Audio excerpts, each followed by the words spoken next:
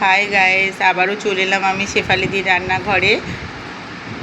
আজকে তৈরি করব এই দেখুন বন্ধুরা, বড় বড় বাগদা চিংড়ি আর বড় বড় কড়া চিংড়ি আছে। এই যে এই কড়া চিংড়ি আর বাগদা চিংড়ি একসঙ্গেই কিনে নিয়ে এসেছি। এগুলোর একটা রেসিপি তৈরি করব আর সেই রেসিপিটা আজকে তোমাদের সঙ্গে শেয়ার করব। তো পুরো ভিডিওটা দেখো বন্ধুরা, আশা করছি ভীষণ ভালো লাগবে। আর রেসিপিটা ভালো লাগলে আমার চ্যানেলটাকে সাবস্ক্রাইব করে পাশে থেকো বন্ধুরা। চিংড়ি মাছগুলোকে আমি ভালো করে কেটে নিয়েছি, কেটে ভালো করে ধুয়ে নিয়েছি। এবার রান্নাঘরে চলে যাব, ভীষণ সুন্দর একটা রেসিপি তৈরি করবো এই চিংড়ি মাছ দিয়ে। পুরো ভিডিওটা দেখতে থাকুন, আশা করছি ভীষণ ভালো লাগে। বন্ধুরা দেখুন, এখানে আমি কড়া চিংড়িগুলো ধুয়ে পরিষ্কার করে কেটে নিয়েছি। আর এখানে নিয়ে নিয়েছি দুখানা বড় সাইজের পেঁয়াজ কেটে নিয়েছি, দুটো টমেটো কেটে নিয়েছি, আর এখানে নিয়েছি দুখানা আলুকে এরকম সরু সরু করে পাতলা পাতলা করে কেটে নিয়েছি। দেখুন এই যে আলুগুলো সরু সরু পাতলা করে কেটে নিয়েছি আর একটু ভাপিয়েও নিয়েছি। এই যে মানে আলুটাকে 50% মতন সেদ্ধ করে নিয়েছি। এই পদ্ধতিতে এই রেসিপিটা বানান বন্ধুরা, আশা করছি ভীষণ ভালো লাগবে। এবার গ্যাসটাকে আমি ধরিয়ে নেব। সরষের তেল দিয়ে দিয়েছি 50 গ্রামের মতো। তেলটাকে ভালো করে গরম করে নেব আর তেলটা কড়ার চতুর্দিকে একটু নেড়ে নেব। তো এই যে সবগুলোকে তেলের মধ্যে আমি দিয়ে দিলাম। তেলটা আমার গরম হয়ে গেছে। এবার পেঁয়াজগুলো এই তেলের মধ্যে দিয়ে দেব।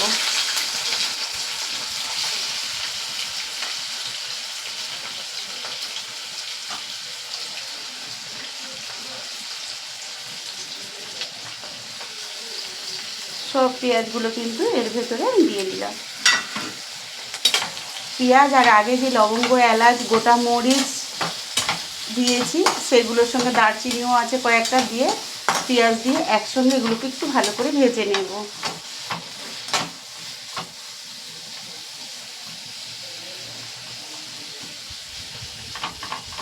পেঁয়াজগুলো একটু এরকম নেড়ে দেবেন বন্ধুরা। আমি গোটা গোটাই কেটে নিয়েছিলাম, দিলে পেঁয়াজগুলো দেখবেন এরকম একটু খুন্তি দিয়ে নেড়ে দিলে পেঁয়াজগুলো একটার থেকে একটা ছেড়ে যাবে, এরকম ঝিরিঝিরি মতন হয়ে যাবে।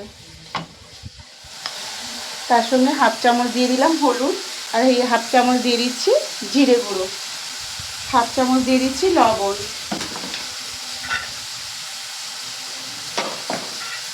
এগুলোকে ভালো করে একটু কষিয়ে নিতে হবে।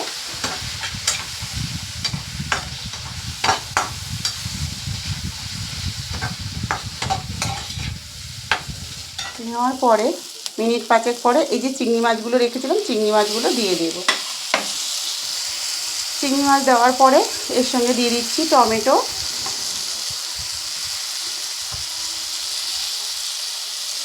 টমেটোগুলো দিয়ে দিলাম, দিয়ে আবার একটু ভালো করে নেড়ে নেব।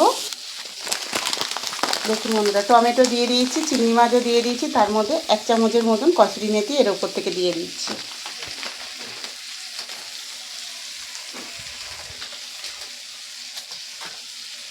সব উপকরণগুলোকে ভালো করে একটু নেড়ে নেব।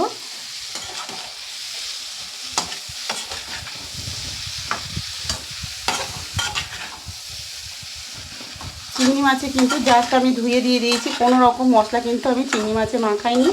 তার জন্য এই মশলার মধ্যে কষালেই কিন্তু চিংড়ি মাছটা সুন্দরভাবে হয়ে যাবে।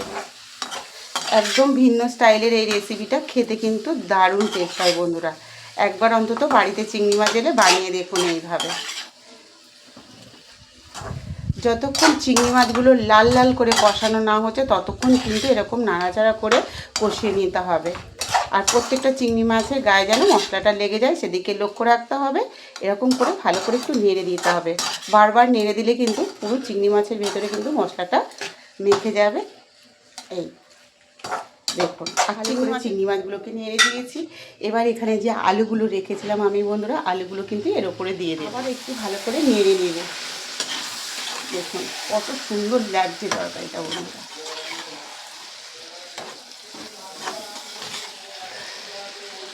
দেখুন বন্ধুরা, আমি প্লেটে করে অল্প করে একটু জল দিয়ে দিচ্ছি। এখানে হাফ প্লেটের মতন জল নিয়েছিলাম, হাফ দিয়েছি, দিয়ে এবার তরকারিটাকে আরও ভালো করে নেড়ে দেব।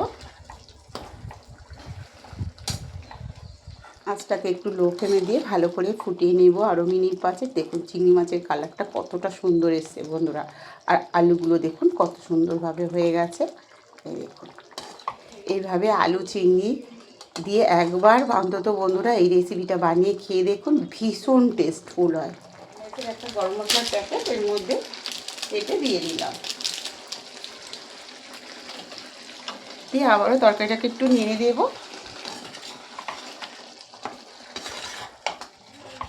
দেখেই বুঝতে পারছো বন্ধুরা কতটা সুন্দর হয়েছে। এবার একটা প্লেট নিয়ে নিয়েছি, প্লেটের মধ্যে তরকারিটাকে নামিয়ে নেব। তো আজকে রেসিপিটা কেমন লাগলো বন্ধুরা অবশ্যই কমেন্টে জানিও। আর এই বাগদা চিংড়ির রেসিপিটা যদি ভালো লাগে শেফালিদি রান্নাঘর চ্যানেলটাকে সাবস্ক্রাইব করে নিও বন্ধুরা। আর ফেসবুক থেকে দেখলে একটা ফলো করে দিও, আর বন্ধুদের মধ্যে বেশি বেশি করে রেসিপিটা শেয়ার করো, লাইক করতে ভুলো না। আর কমেন্টে অবশ্যই বন্ধুরা জানিও আজকের এই বাগদা চিংড়ির কারিটা কেমন হয়েছে। সবাই ভালো থেকো, সুস্থ থেকো। কালকে আবার দেখা হচ্ছে নতুন এক রেসিপি নিয়ে।